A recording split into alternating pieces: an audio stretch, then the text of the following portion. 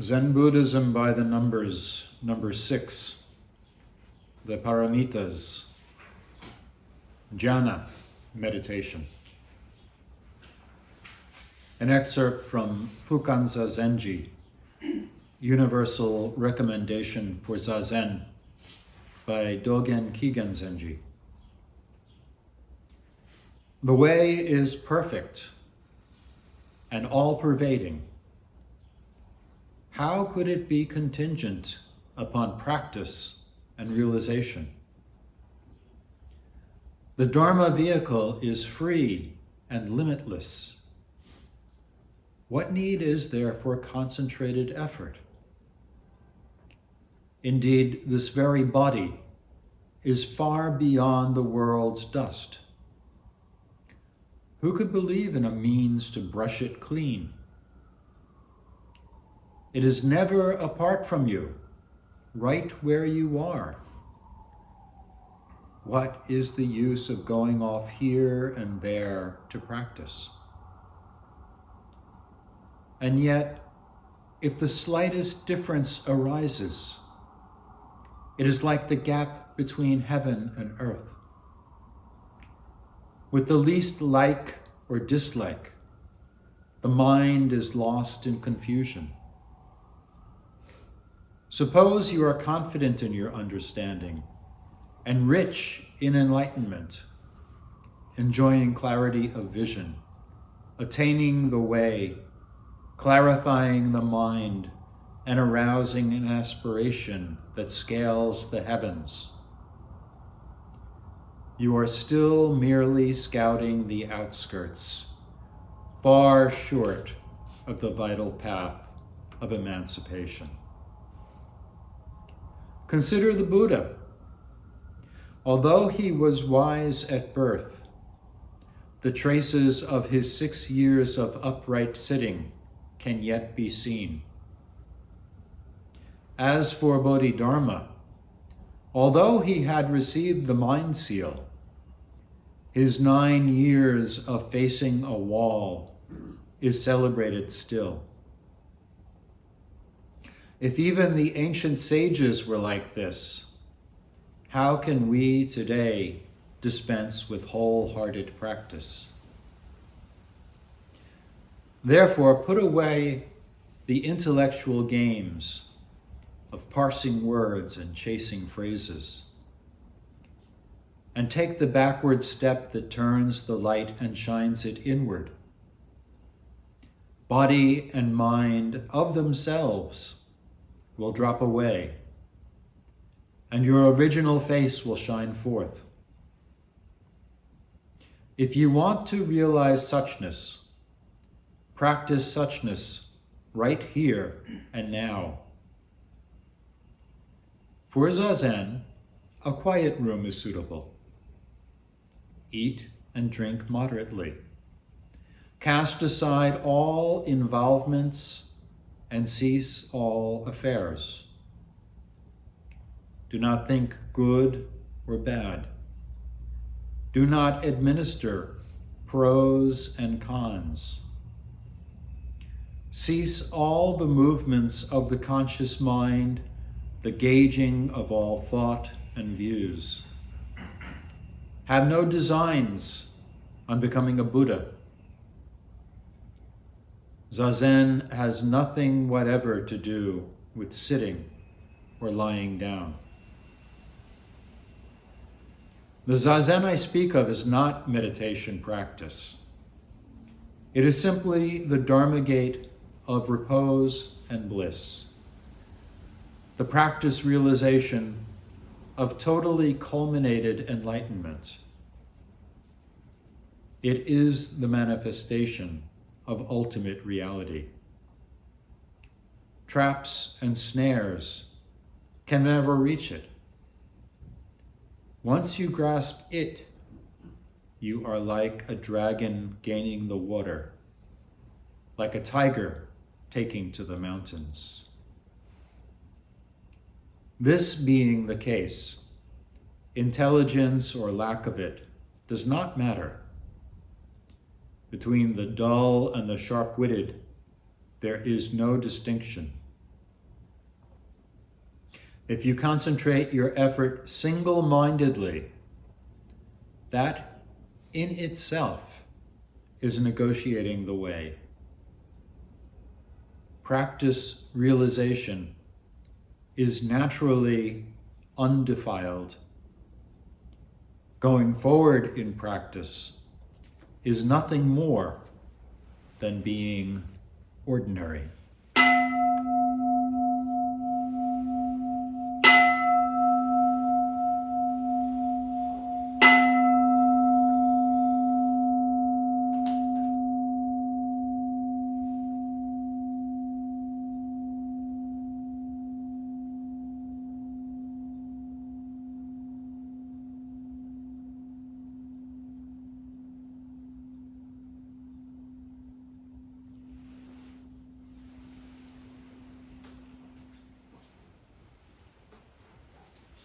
Good afternoon.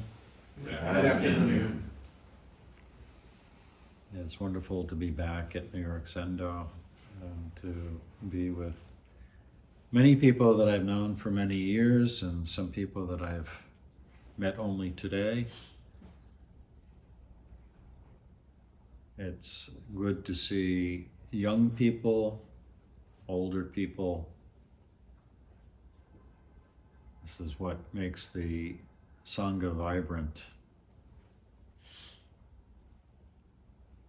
People from all over, people just starting out on this journey, people close to the end in this particular body.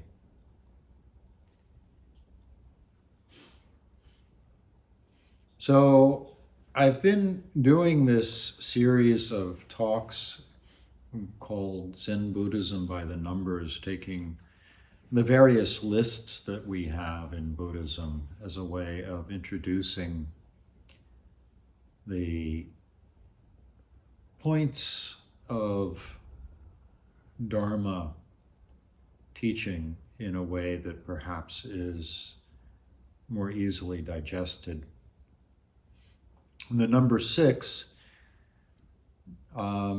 we've been running through the 6 Paramitas, the 5th of which is Dhyana, or meditation. Dhyana is the Sanskrit word from which the Chinese word Chan and the Japanese word Zen derive, and it means meditation. And I can think of no better introduction to Zen meditation than Dogen's Fukan Zazenji. We don't talk very much about Dogen in the Zen Study Society because this is primarily a Rinzai Zen community, and Dogen was the founder in Japan of the Soto sect. He inherited this from his learning in China. But these boundaries that we have between Soto and Rinzai are a little arbitrary. You can say that Soto doesn't focus very much on koans, and Rinzai Zen does focus on koans. And yet some Rinzai Zen teachers don't stress koans particularly, and some do. Dogen himself studied Zen in Japan with a Rinzai Zen master, and was actually granted transmission. It was in a branch of Rinzai Zen which eventually died out. But he was granted transmission, and yet he felt that he wasn't quite there yet. He didn't feel that he had really penetrated completely. And so he went to China. I'll give you a little background on Dogen. For many of you, this may be the first time you're encountering Dogen as a historical figure and as a Zen teacher. He was born in January of the year 1200, which is a really interesting historical coincidence. He was really a 13th century man. The 13th century was a very important time in Japan. It was really the time when Zen established itself, and Dogen had a lot to do with that. He was the son of a very high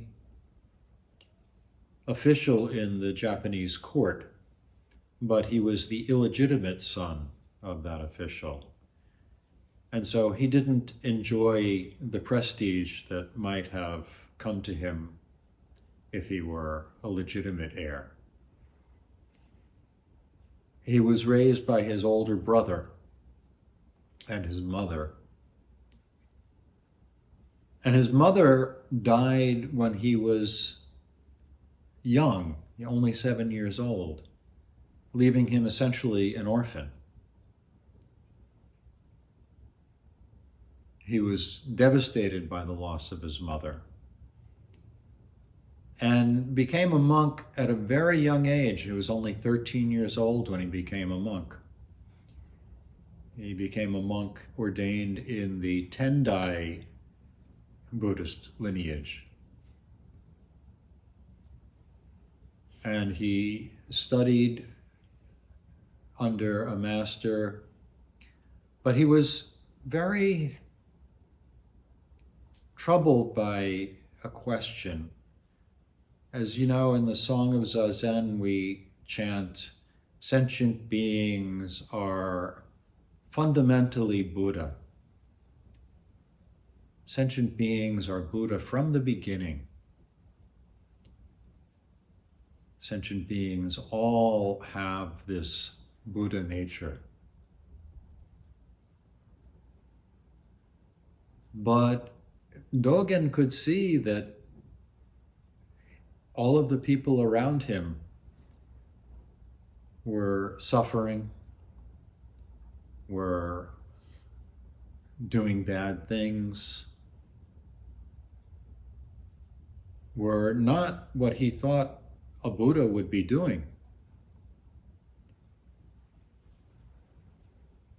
And this question between the dogma of sentient beings are fundamentally Buddha, Buddha from the beginning, born Buddha, even before they're born, Buddha, even after they die, Buddha.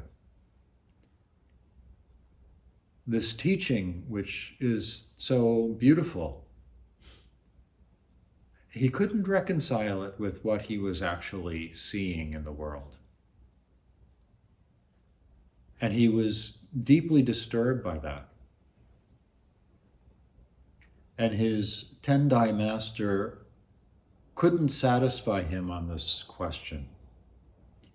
And so he recommended that he go to a Zen teacher to continue his studies. Perhaps this Zen teacher can help you to resolve this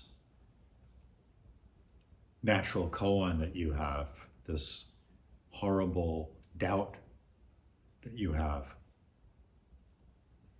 And he studied for a few years with a Rinzai Zen master, and he passed lots and lots of koans. He was given transmission, but still he just wasn't satisfied.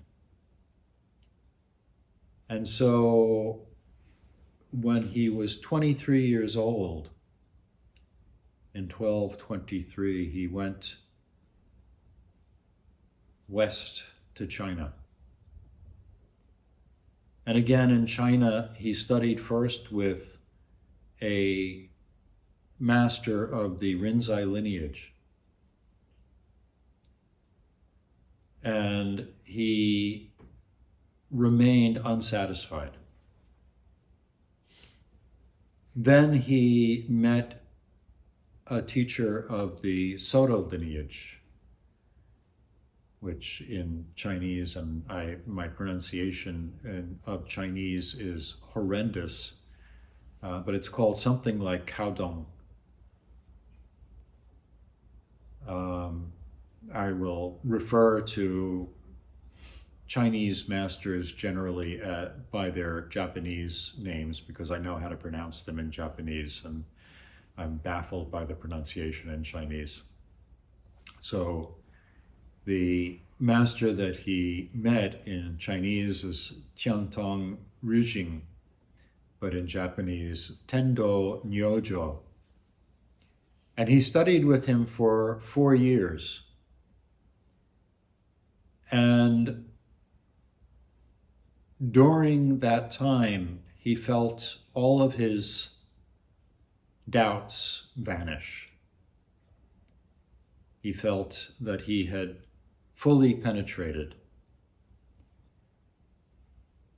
and felt ready to begin teaching. He was only 27 years old. Dogen was a quick study. He was a genius on many levels. A great Zen master, a great philosopher, a great writer, a great poet. And the dates are a little uncertain, but approximately 1227 or 1228, he returned to Japan. He took up residence in Kyoto with his old Tendai sect, but began preaching Zen, began teaching Zen, and was not very welcome there. They sort of kicked him out, and he had to go up north and establish his own school and his own monastery. He established the monastery of Eihai, and we call Dogen Kigen Zenji, but he's also called Dogen Eihai Zenji for the monastery that he established.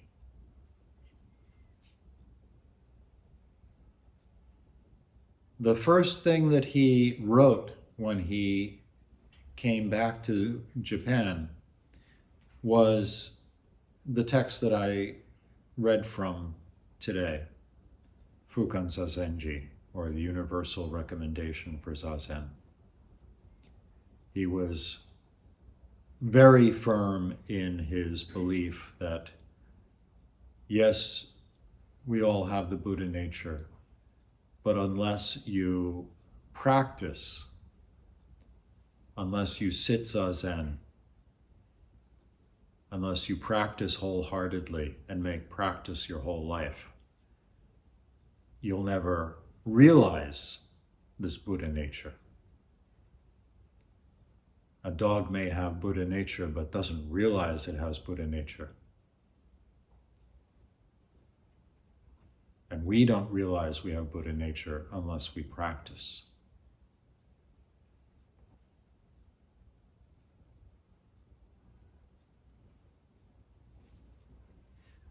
Dogen wrote many, many things. He wrote reams of poetry. His masterpiece is called the Shobogenzo, which was written in Japanese and consists of 95 what are called fascicles, which are basically essays or talks that he gave that were collected into one volume.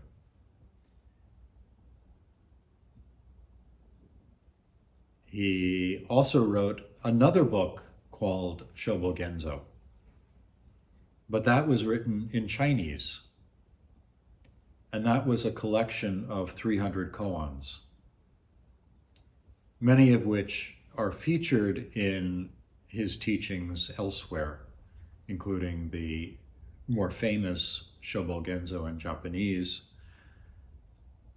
But this idea that somehow Soto Zen doesn't involve koans is inaccurate.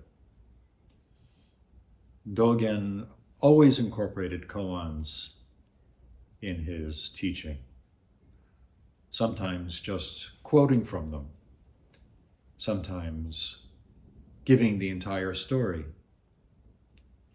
sometimes collecting them. This Shobogenzo in Chinese was lost for a long time and rediscovered in the 1900s and was verified as being from Dogen. And it's a very interesting collection of koans.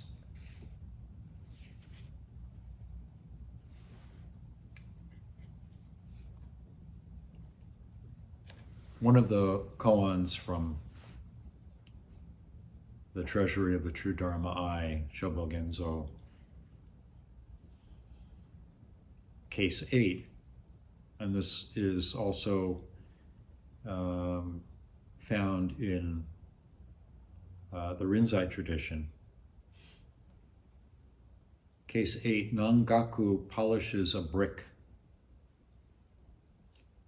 Nangaku went one day to Baso's hut, where Baso was sitting. Nangaku asked, "What are you doing these days?" Baso said, "These days, Doitso just sits." Nangaku asked, "What's the aim of sitting in Zazen?" Baso replied, "The aim of sitting in Zazen is to become a Buddha."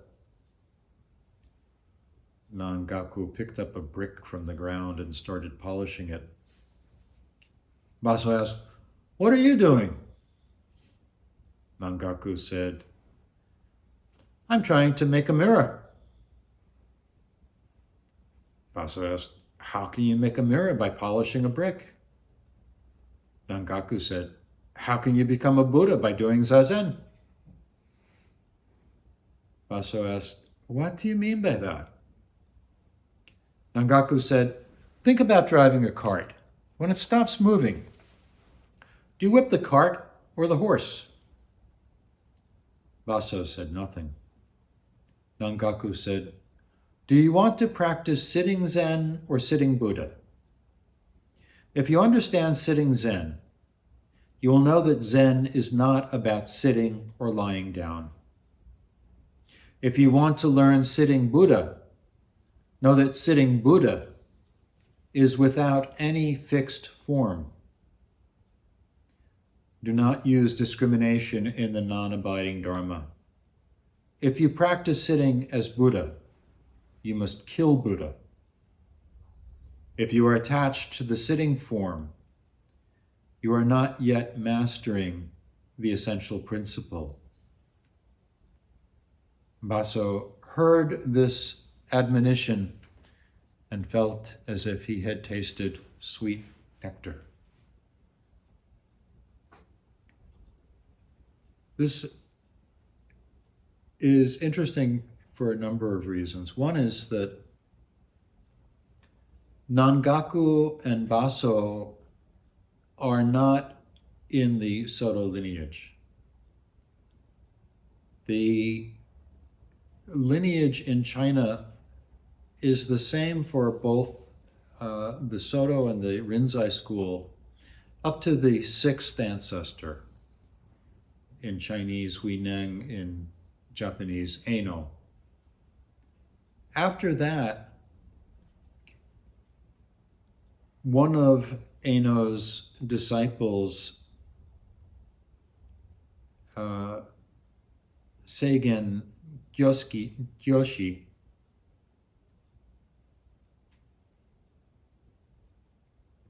began the divergence which led to Soto. Another of Baso's descendants, Nangaku, began the line that led to Rinzai Zen. Nangaku's most famous student was Baso. Baso, if you study koans, you'll recognize Baso from a whole raft of koans appearing in the Muman Kan, the Hekigan Roku, the Book of Tranquility, the Iron Flute. All sorts of koan collections are full of Baso. Baso had a huge number of successors. He was a pivotal figure. One of his most famous koans is Daibai asked Baso, "What is Buddha?" And Baso said, "This very mind is Buddha." Another monk sometime later asked Baso, "What is Buddha?" And Baso said, "No mind, no Buddha."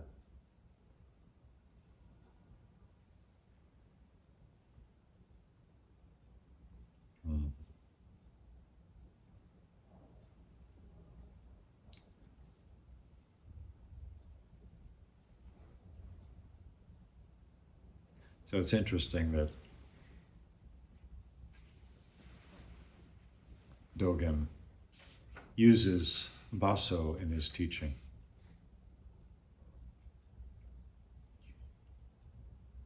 And getting back to the text. Okay. So he sets up the problem initially in the very first paragraph. The way is perfect and all-pervading.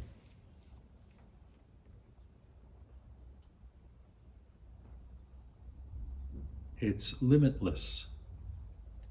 How could it be contingent upon practice and realization?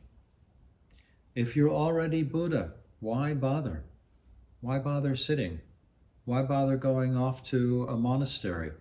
Why bother coming to a temple on the weekend when you could spend the day in Central Park? It's much nicer in there. What need is there for concentrated effort? Why are we wasting our time?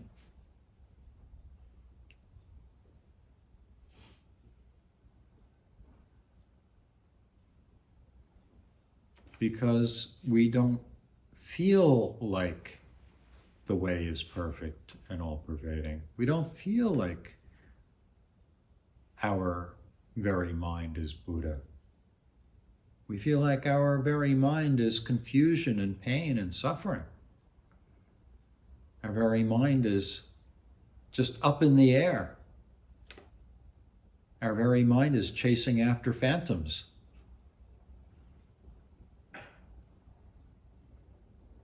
If the slightest difference arises, it's like the gap between heaven and earth. With the least like or dislike, the mind is lost in confusion, which is where most of us find ourselves most of the time. Should I do this or that? Is this relationship going to work? Or is it just going to lead to suffering and heartbreak? This job, what about it? I don't know. It's got good points and it's got bad points. We're always weighing the pros and cons, and we're tentative. We try to keep ourselves safe. And in trying to keep ourselves safe, we only get ourselves into more trouble.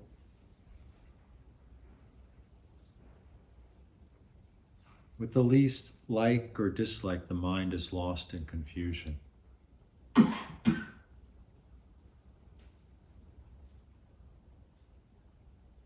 Ano talks about this and says, the straightforward mind is enlightenment. Straightforward mind, no division,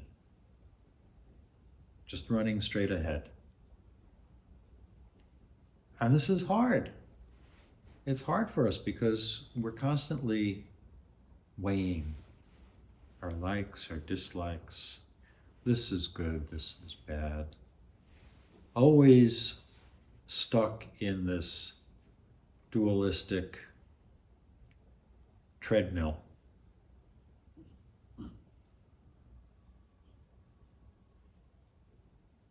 And even if you think that you've gotten beyond this dualistic treadmill and have glimpsed a little bit of the absolute, glimpsed a little bit of the freedom of the undivided mind,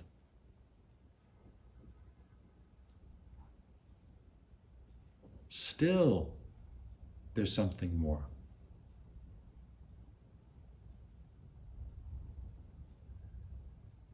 Suppose you're confident in your understanding and rich in enlightenment,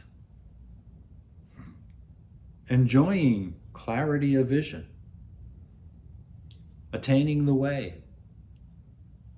clarifying the mind and arousing an aspiration that scales the heavens. What then? What need is there to practice? Dogen says, you're still merely scouting the outskirts, far short of the vital path of emancipation. For Dogen, realization and practice are not two separate things. And practice, above all, is Zazen. But not just Zazen. Practice is your whole life. Practice is the whole of it. The walking, sitting, lying down, going to the bathroom, working, loving, having relationships. It's all practice. And if you don't bring the mind of practice to your whole life, that confusion comes back, that feeling of there's something more, this fear of missing out, this feeling that there's always something just a little bit better that you could be doing.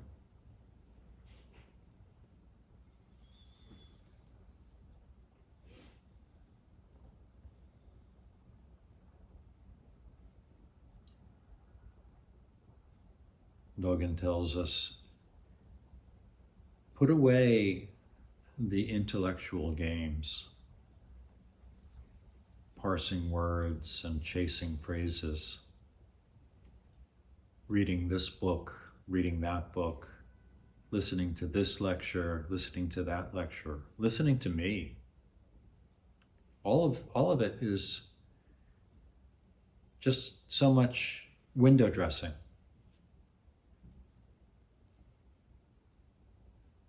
Maybe it will push you in the right direction somehow. But whether it nudges you in the right direction or not, there's only one thing that really matters, and that's practice. Doing Zazen with your whole heart. Doing whatever you do with your whole heart. With a straightforward mind, not divided.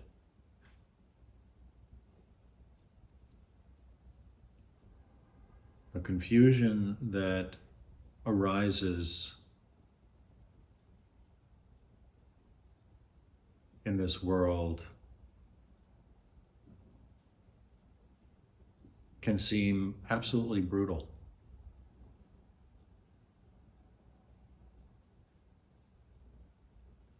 And there's a way through it. And that way is practicing with a whole heart. When I began this session with my opening remarks, I mentioned a Lojong slogan from the Tibetan tradition. When the world is filled with evil, turn all mishaps into the path of Bodhi. No matter what happens, no matter who wins the election, no matter what happens with the climate, no matter what happens with your job, no matter what happens with your marriage or your fiancé, turn it into the path of Bodhi, whether it's so-called good or so-called bad. Use it to do good, to open your heart, to open your mind, to be a little more clear.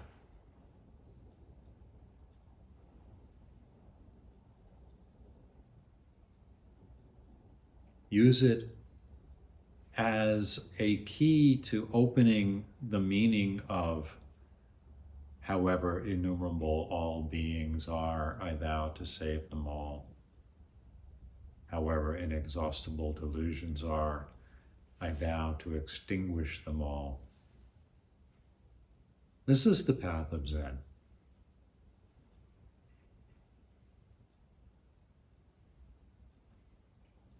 At one point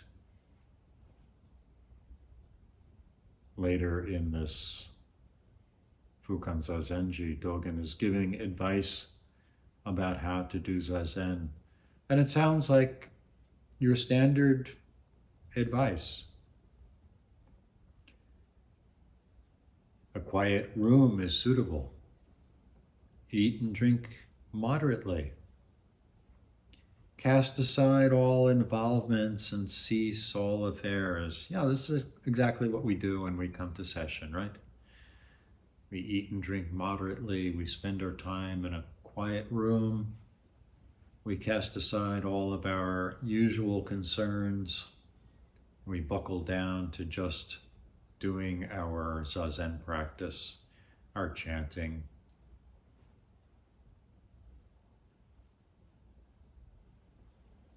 But then he throws a loop. Have no designs on becoming a Buddha. Zazen has nothing whatever to do with sitting or lying down. If you think that practice means sitting, yeah, well, practice means sitting when you sit, lying down when you lie down, walking when you walk, eating when you eat.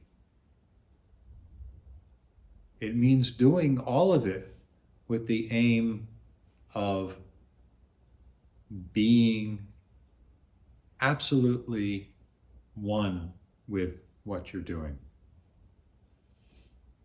Absolutely one with this. So yeah, Zazen may be the most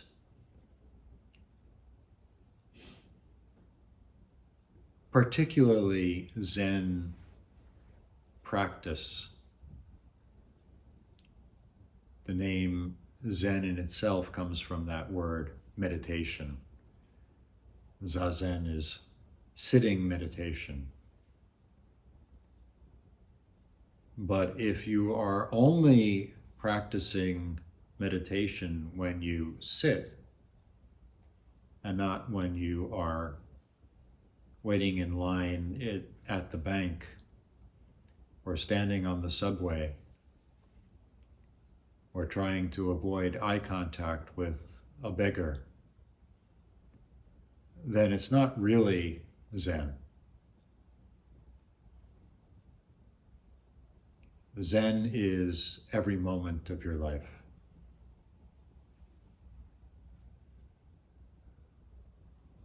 Make practice your whole life. That's another one of the Lojong slogans. Make practice your whole life. Make your whole life practice. No dividing line.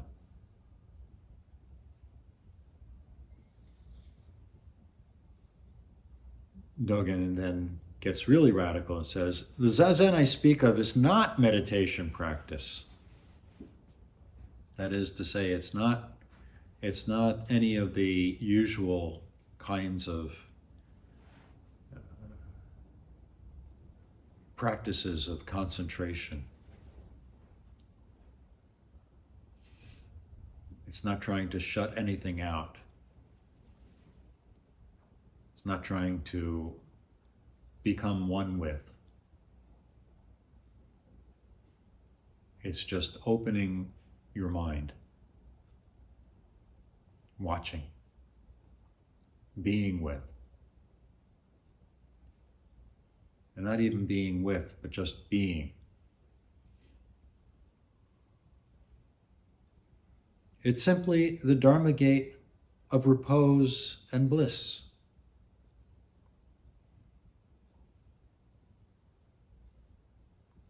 I like to remember that line when I'm in tremendous pain during session. It's just the Dharma gate of repose and bliss. Even that pain.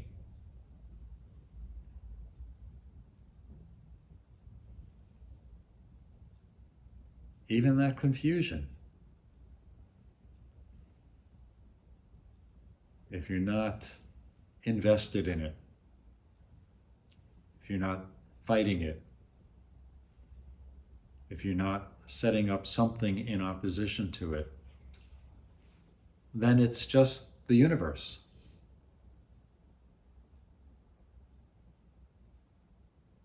The Dharma gate of repose and bliss. The practice realization of totally culminated enlightenment. It's the manifestation of ultimate reality.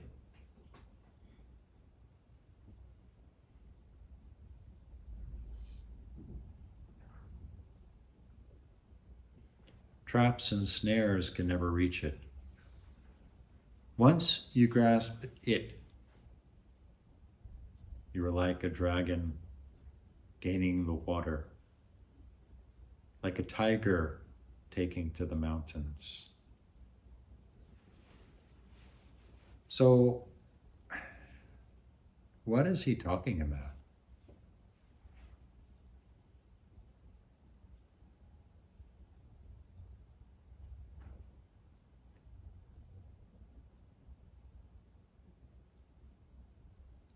Does Zazen seem to you like the manifestation of ultimate reality?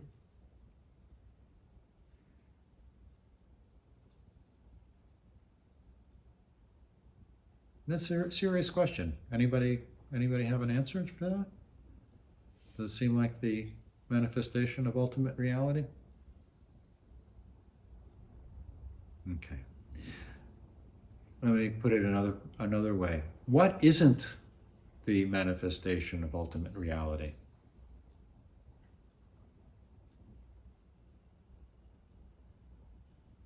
Can you think of a single thing that is not the manifestation of ultimate reality? Nothing. Okay.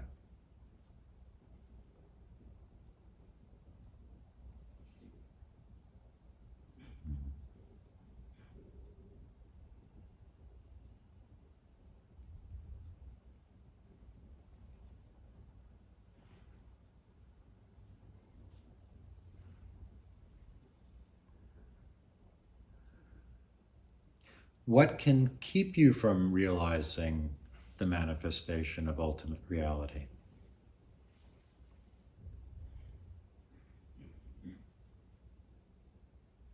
Why is it that when we sit, we don't say, oh yeah, this is it?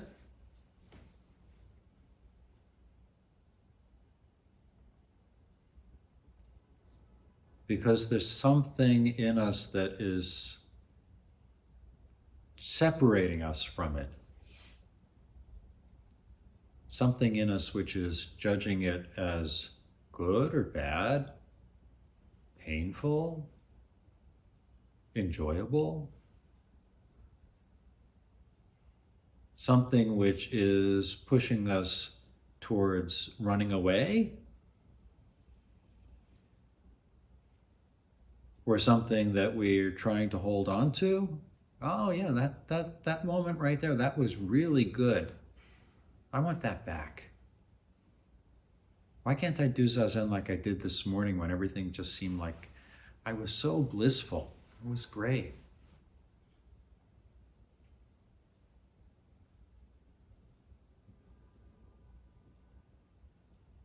As long as there's that voice in the back of your head saying, yeah, if it could just, if I just didn't have this pain, if I just didn't feel like moving, if,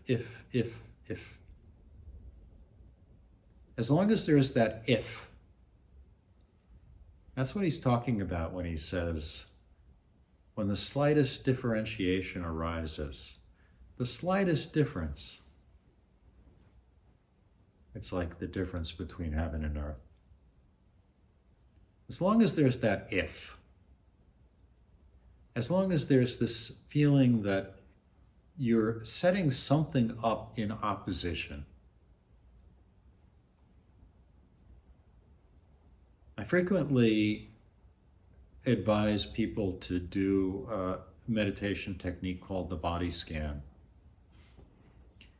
And the reason that I do that is that most people don't inhabit their reality. They somehow consider what their body is feeling as separate from what they're trying to do. That's the first if that arises. I have a pain in my knee. You know, if I just didn't have that pain in my knee, then I could do really good Zazen. Or I have a pain in my heart. If I could just get over this pain in my heart, then I could have really good Zazen. And it's all baloney. That pain in your heart is ultimate reality. That pain in your knee is ultimate reality. And as long as you have set yourself up in opposition to it, then you are as far away from ultimate reality as heaven from earth. And I tell people to do the body scan so that, first of all, they can be where they are. They can pay attention. It's the first step in paying attention, is paying attention to your body. And learning not to judge. Yeah, you know, my knee hurts. That's ultimate reality. My Achilles tendon is throbbing right now. That's ultimate reality.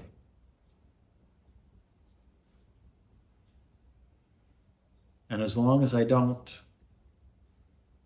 try to run away from it, or cover it up, ignore it, hide from it,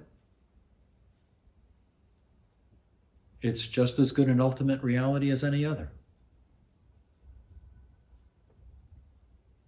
But we're always setting up one thing in opposition to another. We hear the sirens sometimes here in the Zendo, and we think, well, if we just didn't have those sirens, I could really concentrate. But those sirens are ultimate reality. What are you going to do without those sirens? What is ultimate reality. What you have right now is ultimate reality. Boredom is ultimate reality. Frustration is ultimate reality.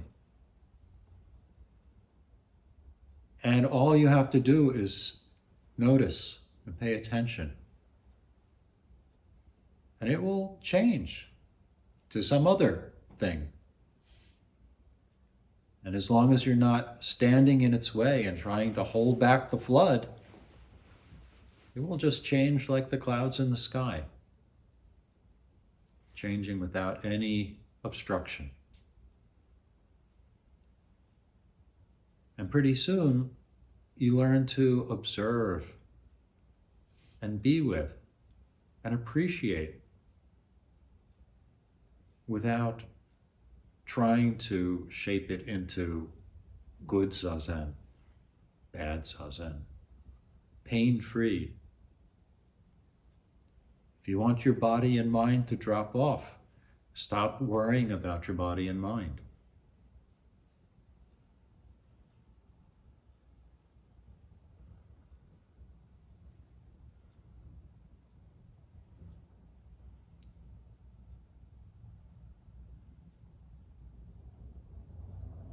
That is the Dharma gate of repose and bliss.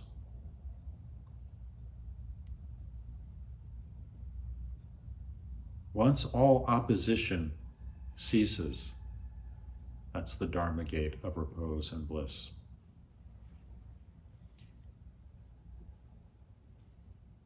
So for a lot of people, the body scan is a great means of entry into this, because they learn to be where they are. They learn to inhabit without any idea that it can or should be otherwise.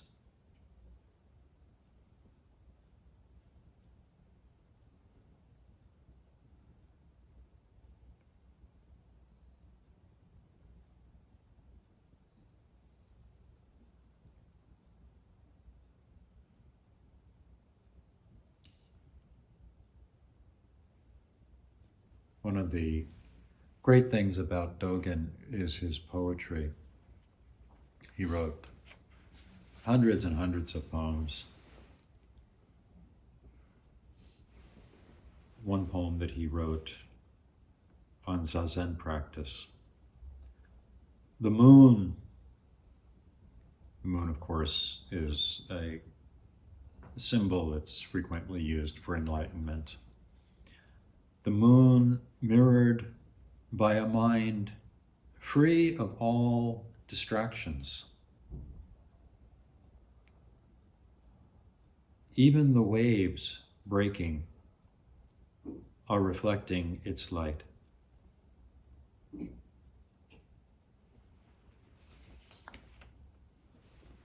So what are distractions in the Zazen?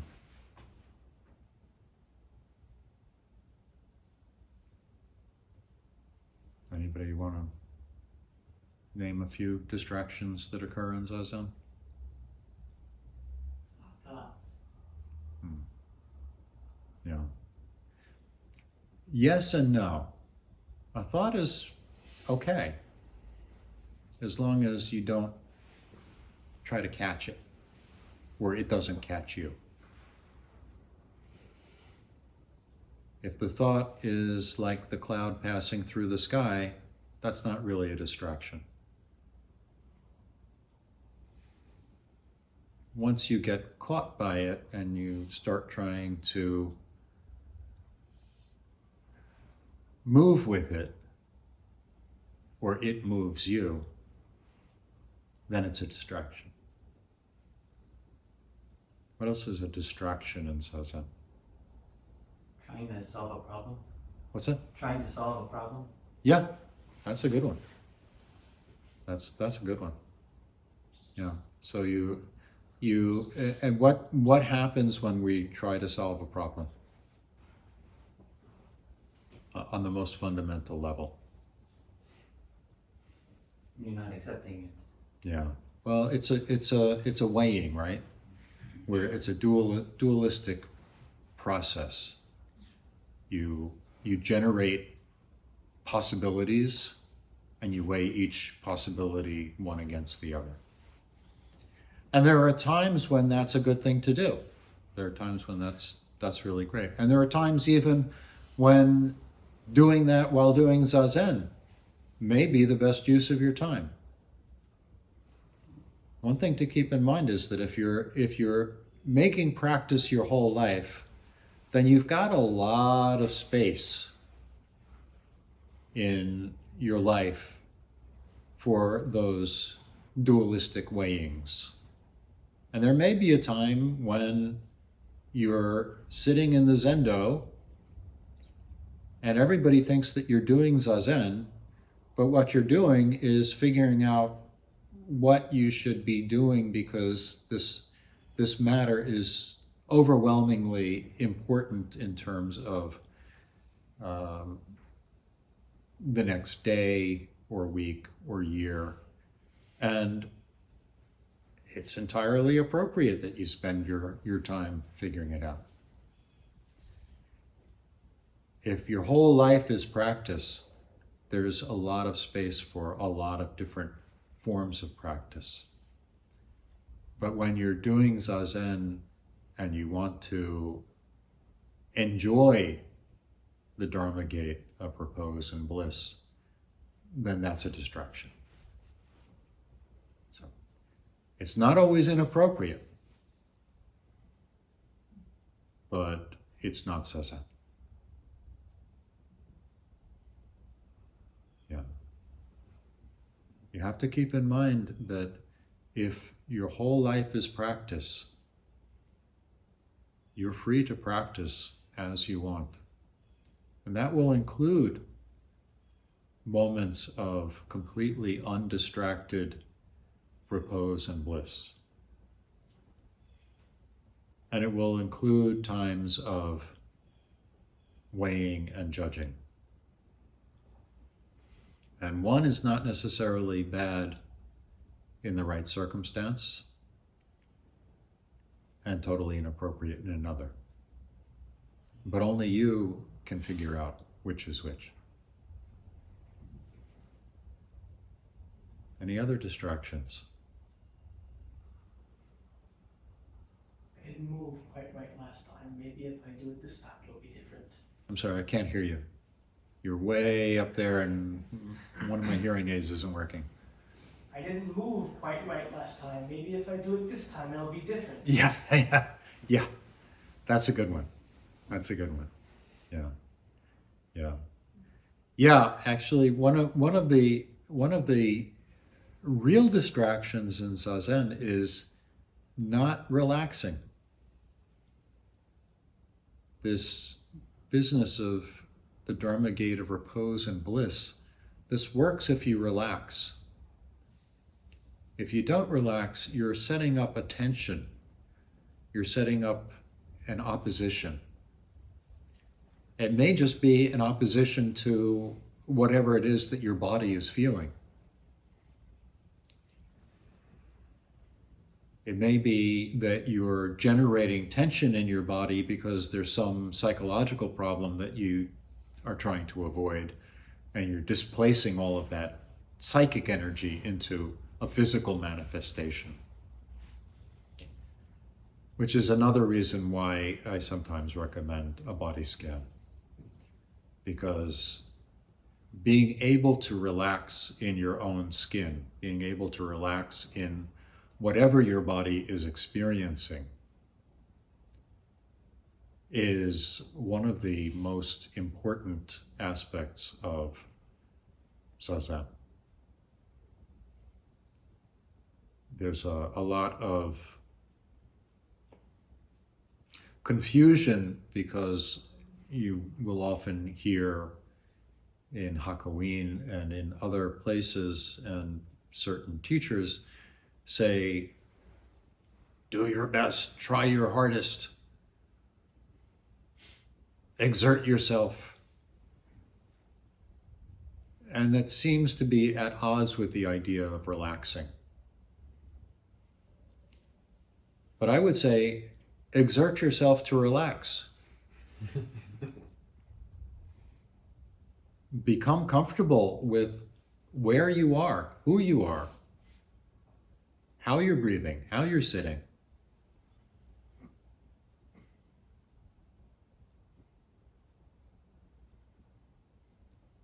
If there's pain, become comfortable with the pain. Stop fighting against it. Breathe into it. Use the pain as a way of opening your heart. Use everything that comes up in your zazen. But do it always with the conviction of the great vows, the conviction of saving all beings, of exhausting delusions.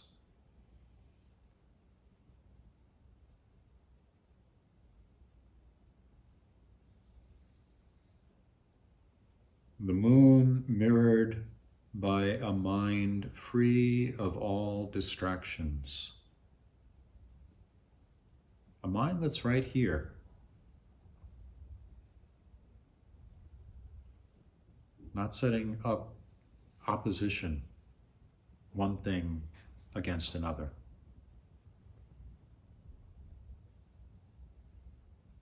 Even the waves breaking, even pain, even thoughts, even confusion.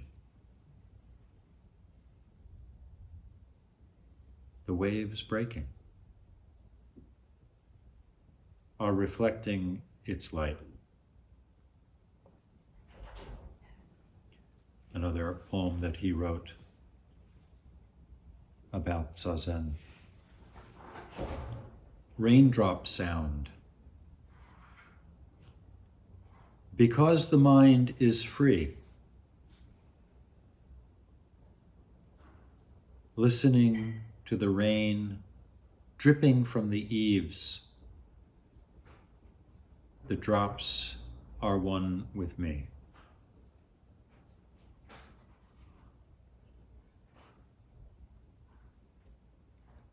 The New York Zendo version might be, because the mind is free, the sirens going by are one with me.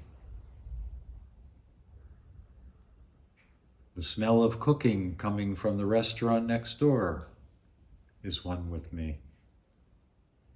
The baby crying is one with me. Because the mind is free. If the mind is free, there are no distractions. It's all one with me. I'll give you one more before ending. This is on making prostrations or bowing formally. And it's a wonderful expression of how to bow perfectly means to disappear into your bow, to disappear into Buddha. Bowing formally. A snowy heron on the snowfield where winter grass is unseen, hides itself in its own figure. Can you feel that white heron disappearing into the snow? A snowy heron on the snow field where winter grass is unseen. Imagine a field of white, and in the field of white, a single white heron, folding itself into itself, perfectly disappearing. This is the feeling that should accompany a prostration. Folding oneself into oneself, folding Buddha into Buddha. Nothing added.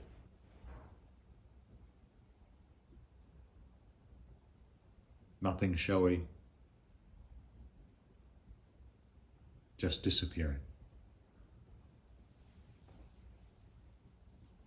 And that is the same spirit as the spirit of Zazen.